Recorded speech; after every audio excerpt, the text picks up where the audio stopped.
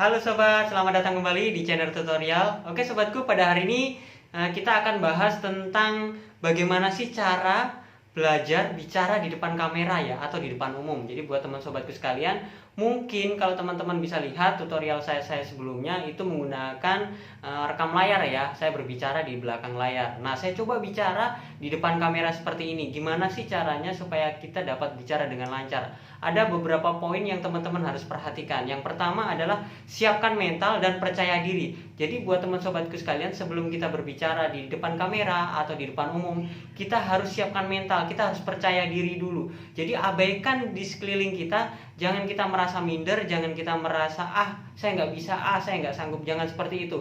Jadi usahakan fokus dan kita percaya diri. Kalau kita sudah fokus, percaya diri, pasti dan yakin teman-teman akan bisa melakukannya. Itu yang pertama, siapkan mental dulu. Yang kedua apalagi? Kuasai materi dan hafal. Jadi kuasai dan materi dan hafal seperti ini itu sangat penting ya teman-teman sobatku sekalian. Seperti yang saya lakukan saat ini, saya berbicara di depan teman-teman, saya harus menguasai materi.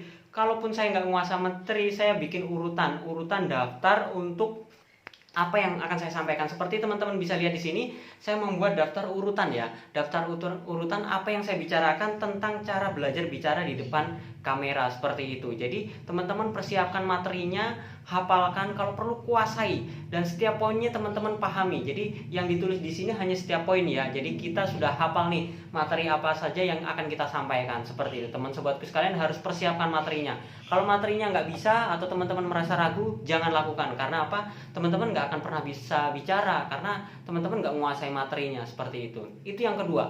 Yang ketiga apalagi? Gunakan bahasa yang dikuasai. Nah, di sini teman sobatku sekalian, bahasa yang paling mudah dikuasai adalah bahasa Indonesia. Jadi bahasa yang bisa dipahami oleh semua orang. Jadi buat teman sobatku sekalian, kalau seumpamanya nggak bisa nih, Mas aku nggak lancar nih bahasa Indonesia, saya pengennya bahasa Jawa atau bahasa Bugis atau bahasa Batak, nggak apa-apa, kita gunakan bahasa yang kita kuasai. Kalau teman-teman lancar berbahasa Jawa dan enak ngomong di depan kamera, nggak apa-apa pakai bahasa Jawa. Tapi lihat situasi dan kondisi kita sambil belajar, kita menggunakan bahasa Indonesia. Kalau teman-teman jago bahasa Inggris, kita ngomong pakai bahasa Inggris. Kalau teman-teman lebih pede lagi menguasai, silahkan. Tapi kalau teman-teman nggak menguasai bahasa Inggrisnya,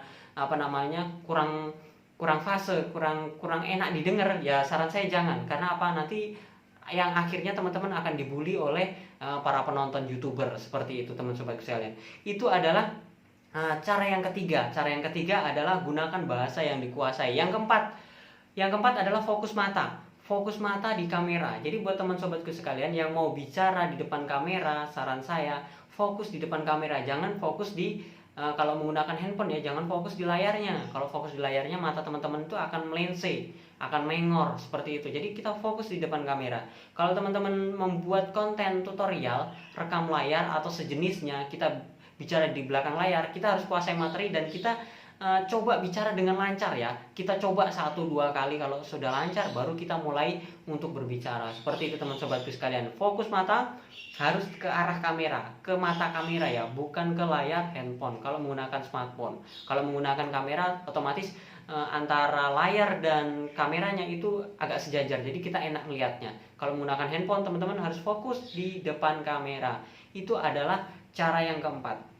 Cara yang kelima, gunakan tempat yang nyaman dan sepi. Jadi buat teman sobat sekalian, teman-teman bisa lihat di sini tempat saya bicara ini adalah di ruang tamu ya. Sebenarnya kurang nyaman, kurang enak saya bicara karena ada motor lalu lalang, mungkin ada yang lihat, ada yang ngintip seperti itu. Itu mengganggu fokus kita. Jadi teman sobat sekalian, kalau mau bicara untuk YouTube berbicara seperti ini, saran saya cari di tempat sepi, cari di tempat yang nyaman. Kalau sudah dapat, baru kita coba buat kontennya. Tapi kalau teman sobatku sekalian belajar bicara di depan umum, di banyak orang, kebetulan saya adalah mantan seorang HRD, jadi otomatis saya pernah berbicara di depan orang banyak. Itu harus perlu kepedean yang luar biasa. Kita harus pede dan kita menguasai materi. Jadi dengan begitu kita enak berbicara di depan banyak orang. Seperti itu teman sobat sekalian. Itu adalah cara yang kelima, gunakan tempat yang nyaman dan sepi. Itu buat orang-orang yang nggak biasa bicara di depan umum. Kalau bicara di depan umum, otomatis kita harus membiasakan diri. Habis itu cara yang keenam adalah relax dan santai.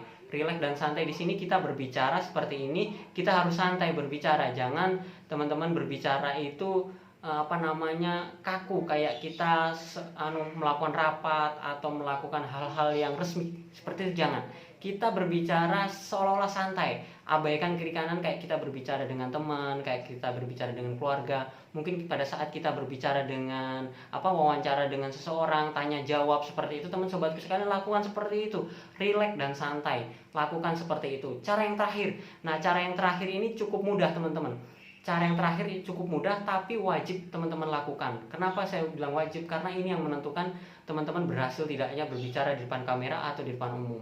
Yaitu adalah lakukan setiap hari sebisa mungkin.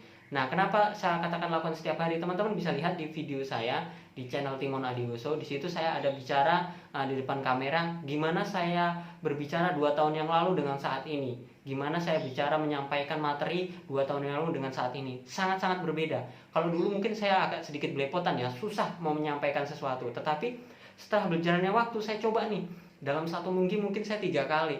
Mungkin di hari Senin, Rabu, dan hari Sabtu. Saya lakukan terus, saya bicara depan kamera, saya bikin konten depan kamera. Karena sudah terbiasa, saya lancar berbicara, akhirnya saya bikin konten pun enak. Dalam waktu 5 menit atau 7 menit pun saya sudah bisa bikin satu konten dengan materi yang panjang. Seperti itu teman sobatku sekalian. Ada 7 cara yang perlu diperhatikan supaya kita belajar bicara di depan kamera untuk membuat konten YouTube ya. Untuk membuat konten YouTube. Kalau di depan umum, teman-teman harus menguasai materi dan harus pede yang luar biasa. Nah, kalau di depan kamera seperti ini, kita harus cuek. Kita sampaikan seperti kita menyampaikan dengan teman atau dengan seseorang seperti itu. Oke sobatku, mungkin itu saja tutorial saya hari ini, bagaimana cara berbicara di depan kamera untuk membuat konten YouTube. Semoga bermanfaat. Jangan lupa like, komen, dan subscribe, dan sampai jumpa di video saya selanjutnya. Sekian dan terima kasih.